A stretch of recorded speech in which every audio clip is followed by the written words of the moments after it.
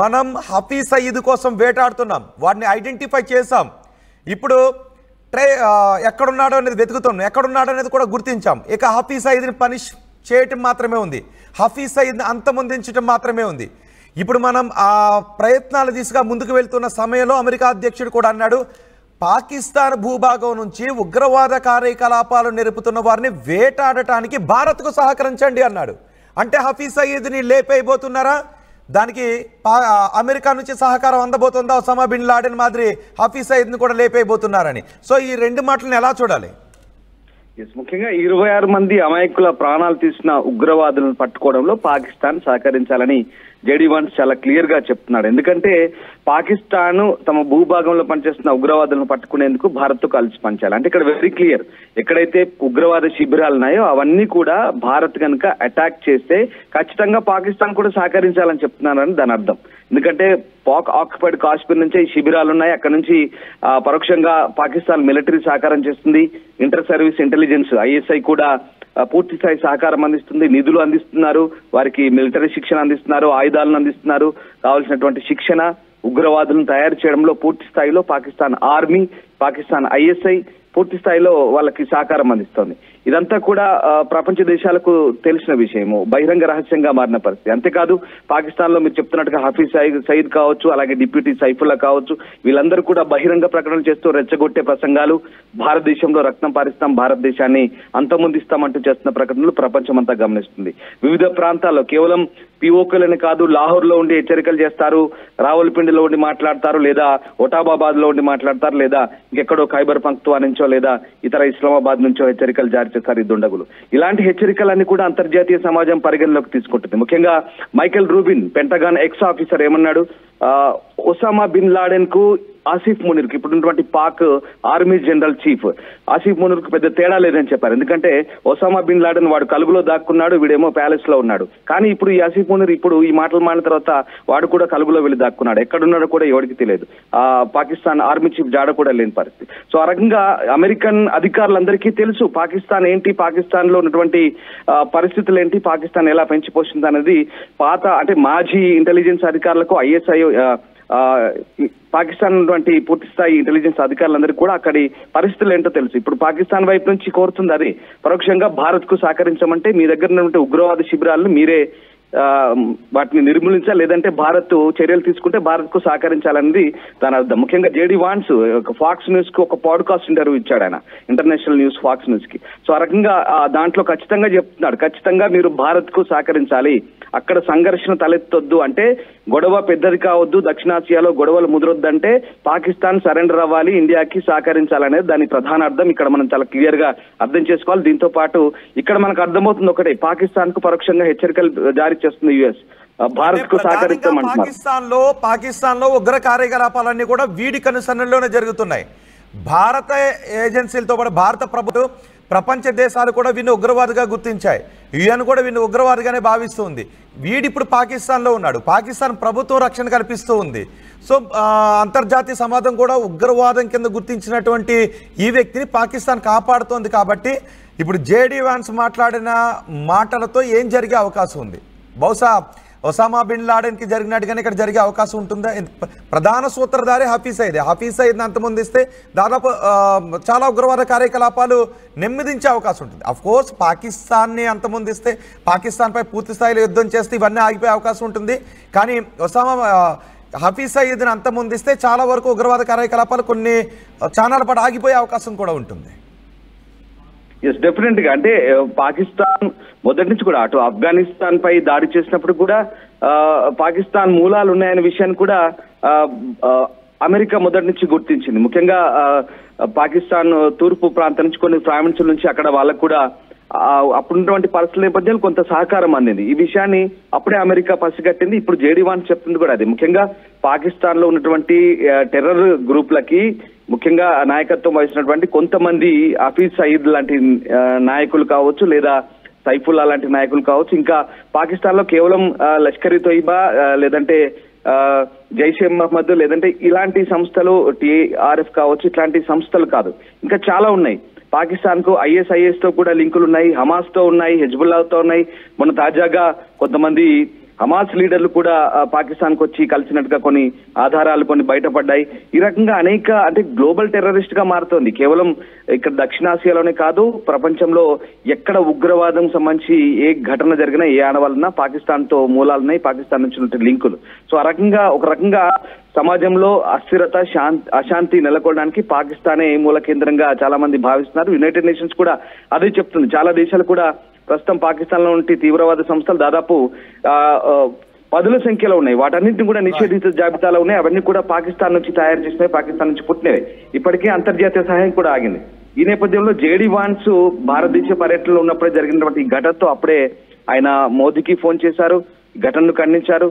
తర్వాత ఇటు అమెరికా నుంచి కూడా రక్షణ శాఖ అధికారులు ఈ అంశాన్ని తీవ్రంగా ఖండించారు. తీవ్రవాదంలో పోరాటానికి భారత్ కు మద్దతు ఇస్తామంటున్నారు. కేవలం అమెరికా ఒక్కటే కాదు, అంతర్జాతీయ దేశాలన్నీ కూడా పూర్తి స్థాయిలో సహకరిస్తామని చెప్తున్నాయి. చూడాలి మరి జేడీ వాన్ స్టేట్మెంట్ నిజంగా చాలా ఆసక్తి రేపుతోంది. ఈ రకంగా ప్రాధాన్యత సంతరించుకుందని చెప్పొచ్చు. పరోక్షంగా పాకిస్తాన్ కు హెచ్చరికలు జారీ చేసినట్టుగానే ఇది మనం భావించాలి. భారత్ కు సహకరించామంటే 100% సరెండర్ అవ్వాల్సిందే. ఖచ్చితంగా మీరు దెబ్బ అయ్యే ముందు ఖచ్చితంగా సరెండర్ అవ్వాల్సిందే. ఆ ఉగ్రవాద శిబిరాల్ని మర్యాదగా మీరే మట్టుబెట్టండి, లేదా భారత్ సహకరించండి అని దాని అర్థం. రైట్ రామ్దాస్, ఇప్పుడు హఫీజ్ సయీద్ అంతం కాబోతూ ఉన్నాడా? హఫీజ్ సయీద్ మరణానికి రోజులు దగ్గర పడుతున్నాయా? హఫీజ్ సయీద్ని ఇప్పుడు మనం లేపేయబోతున్నామా అనే చర్చ జరుగుతుంది. దానికి బలం చేకూర్చే వాదనలు కూడా ఇప్పుడు జేడీ వాన్స్, అమెరికా ఉపాధ్యక్షుడు జేడీ వాన్స్ కూడా మాట్లాడారు. ఒక్కసారి మీరందరూ కూడా కష్టం రగిలిపోతున్నారు కదా భారతీయ పౌరులుగా. మామూలుగా మీకే హఫీజ్ సయీద్ని అప్పగిస్తే మీరు ఏం చేస్తారు చెప్పండి, నాకు కమెంట్ బాక్స్లో చెప్పండి. ఒక 2 కమెంట్స్ కూడా నేను చదవాలని అనుకుంటున్నాను. ఎందుకంటే ప్రతి ఒక్కరికి కూడా ఐక్యరాజ్య సమితి కూడా వీడిని ప్రపంచ ఉగ్రవాదిగానే గుర్తించింది, అమెరికా కూడా గుర్తించింది, ప్రపంచ ఎన్నో ఏజెన్సీలు గుర్తించాయి, ప్రపంచం గుర్తించింది వీడిని ఉగ్రవాదిగా. వీడిని తలపై రివార్డు కూడా ఉంది, వీడిని వేసేసిన వాళ్ళకే రివార్డు కూడా ఉంది. ఇలాంటి సందర్భంలో ఈ హఫీజ్ సయీద్ని భారతదేశంలో ఎన్నో దాడులకు సూత్రధారి. 2001లో గుర్తుందా మీకు? పార్లమెంటుపై దాడి జరిగింది కదా, మన పార్లమెంటుపై 2001లో దాడి జరిగింది గుర్తుందా? ఆ దాడికి వీడే సూత్రధారి. 2006లో ముంబైలో ట్రైన్లో బాంబు పేలుడు ఘటన మనకి గుర్తుంది కదా, దానికి వీడు సూత్రధారి. అంతేకాదు 26/11 ముంబైలో మారణ హోమం ఇంకా మన కళ్ళ ముందు మెదులుతూనే ఉంది కదా. 2008లో ముంబైలో మారణ హోమాన్ని మనం మర్చిపోయామా? ఇంకా మన కళ్ళ ముందు మెదులుతూనే ఉంది కదా. భారతదేశంలో ఇన్ని మారణ హోమాలు సృష్టించి వీడు మాత్రం హాయిగా పాకిస్తాన్ ప్రభుత్వం కల్పిస్తున్నటువంటి బెడ్ మీద పడుకుని నిద్రపోతున్నాడు. పాకిస్తాన్ ప్రభుత్వం కల్పిస్తున్న రక్షణ మధ్యలో వీడు హాయిగా నడుచుకుంటూ వెళ్తున్నాడు ప్రాణాలతో. వీడిని మీకు అప్పగిస్తే మీరేం చేస్తారో చెప్పండి, మీ అభిప్రాయాన్ని కమెంట్ బాక్స్లో తెలియచేయండి. నేను మాత్రం వాడి తల తీస్తాను. ఒకరు అంటున్నారు ఒసామా బిన్ లాడెన్కి పట్టిన గతే అతనికి పట్టాలి. చంద్ర కమెంట్ చేశారు, ఒసామా బిన్ లాడెన్కి పట్టిన గతే అండి. రాము పి వేసేస్తామని అంటున్నారు. నరసింహ నేను మాత్రం తల తీసుకుంటానని అంటున్నాడు. వాడిని రూమ్లో లాక్ చేసి ఫుడ్ పెట్టకుండా అలాగే పెట్టేసి వాడిని మార్చి చంపేస్తాను అంటున్నాడు. ఈ హఫీజ్ సయీద్ పైన ఒక్కొక్కరికి ఎంత కోపం ఉందో చూడండి. కాల్చి పారేయాలి అని అమర్నాథ్ రెడ్డి అంటున్నారు, కాల్చి పారేయాలి అని. ఇలా ఇప్పటికే మనం చూస్తున్నాం పాకిస్తాన్ పైనే ఎంత మనం కోపంతో ఊగిపోతున్నామో. అలాంటి పాకిస్తాన్ మన దేశం పైన దాడికి ఉగ్రవాదులను తయారు చేస్తూ ఇలాంటి ఉగ్రవాద గురువులను రక్షిస్తూ ఉంది. ఇప్పుడు ఈ ఉగ్రవాద గురువుకు మంచిగా పరిపేసి బెడ్డేసి ఎక్కడో బంకర్లో పడుకోబెట్టి హాయిగా అన్ని సుఖాలు అందిస్తుంది ఈ పాకిస్తాన్ ప్రభుత్వం. ఏకంగా సైన్యాన్ని వీడికి రక్షణగా పెడుతుంది. ఇప్పుడు మనం వీడిని వేసైపోతున్నాము అనే ఒక చర్చ జరుగుతుంది. ఎందుకంటే అమెరికా ఉపాధ్యక్షుడు మాట్లాడిన మాటలు ఒక్కసారి మీరు గుర్తు చేసుకోండి. అమెరికా ఉపాధ్యక్షుడు ఏమన్నారు అంటే పాకిస్తాన్కి చాలా గట్టి వార్నింగ్ ఇచ్చారు. మామూలు విషయం కాదు. పాకిస్తాన్ గడ్డపై నుంచి ఉగ్రవాద కార్యకలాపాలను నెరుపుతున్న వారిని భారత్ వేటాడుతున్నటువంటి విధానానికి మీరు సాయం చేయండి, మీరు సహకరించండి అని అంటుంది. అంటే పాకిస్తాన్ గడ్డపైన ఉగ్రవాద కార్యకలాపాలను పాకిస్తాన్ ప్రభుత్వం నేర్పుతుంది, పాకిస్తాన్ సైన్యం నేర్పుతుంది అఫ్కోర్స్. కానీ దానికి అంతటికి సూత్రధారి కూడా వీడే కదా, హఫీజ్ సయీద్. మన దేశంలో ఎన్నో మారణ హోమాలకి కారణం ఈ హఫీజ్ సయీద్. ఇప్పుడు వీడిని వేసేయబోతున్నామనే చర్చ జరుగుతోంది. అచ్చం ఒసామా బిన్ లాడెన్ మాదిరి వీడిని కూడా వేసి బహుశా ఏ సముద్రంలో పడేసే అవకాశం ఉందనే ఒక చర్చ కూడా జరుగుతుంది. అంటే ఇప్పుడు మనం పాకిస్తాన్పై యుద్ధం ప్రకటించాం, ఒకటి యుద్ధాన్ని ఇంకా ప్రకటించలేదు అఫ్కోర్స్, యుద్ధ సన్నాహాలు చేస్తున్నాం. ఏ క్షణం పాకిస్తాన్ మాత్రం ఉంటుంది మాపై యుద్ధం ప్రకటించేశారు, ఏ క్షణానైనా యుద్ధం జరిగే అవకాశం ఉందని. ఇప్పుడు పాకిస్తాన్ని ఎలా కొట్టబోతున్నాం, ఈ హాఫీజ్ సయీద్ గారిని ఏం చేయబోతున్నాం? అందుకే మిమ్మల్ని అడుగుతున్నాను, ఏం చేయాలి అని. రూట్స్తో పాటు లేపేయాలి అని హరీష్ పనా అంటున్నారు, కాల్చి పారేయాలి అని డిఎస్ రియల్ ఎస్టేట్స్ అంటూ ఉన్నారు, అందరి ముందు బహిరంగంగా చిత్రహింస పెట్టి చంపేయాలి అని ఇంకొకరు అంటున్నారు. అఫ్కోర్స్ చంపేయాలి, వేసేయాలనే వర్డింగ్ని యూజ్ చేస్తున్నారు. కానీ మన భారతదేశంలో మారణహోమాన్ని సృష్టించిన వీడిని ఇంతకంటే మంచి మాటలతో ఏం సత్కరిస్తే మన కోపం అలాగే ఉంటుంది కదా. ఈ కోపానంతటిని కూడా తీర్చుకోవాలి కదా. అందుకే మీరన్న కామెంట్లను కూడా నాకు చదవాలని అనిపిస్తుంది. మీరు ఆ కామెంట్స్ పెడుతూ ఉంటే ఆ కామెంట్స్ నాకు చదవాలని అనిపిస్తుంది. అందుకే మిమ్మల్ని కామెంట్స్ పెట్టమని అడుగుతున్నాను. భారతదేశంలో ఒక్కటా రెండా పార్లమెంటుపై దాడి చేశాడు, ముంబైలో ట్రైన్లో బాంబు పెట్టాడు, ముంబై మారణహోమానికి తెరతీశాడు 2008లో. ఇప్పుడు పెహల్గామ్లో కూడా మన గడ్డపై, భారత గడ్డపై మారణహోమాన్ని సృష్టించాడు. వీడు మాత్రం హాయిగా సుఖంగా గాలి పీల్చుకుని బతికేస్తున్నాడు ఆ పాకిస్తాన్ ప్రభుత్వం కల్పిస్తున్న రక్షణతో. అందుకే మిమ్మల్ని అడుగుతున్నాను, వీడిని మీకు అప్పగిస్తే ఏం చేస్తారు అని. నిజంగా మనకు అప్పగించరు, కానీ ఆ కసిన మాటల్లోనైనా తీర్చుకుంటాంగా, కోపం వస్తూ ఉంటుందిగా.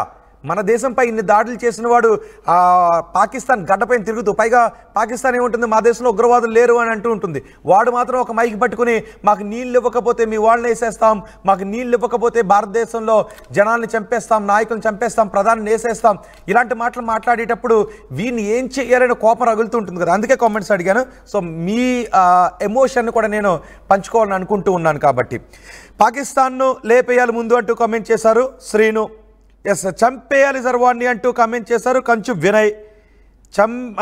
చంపవద్దు, కాళ్ళు చేతులు విరగ్గొట్టి ఎక్కడో చోట పడేయండి, ఎందులోనూ పడేయండి అంటూ కామెంట్ చేశారు మరొక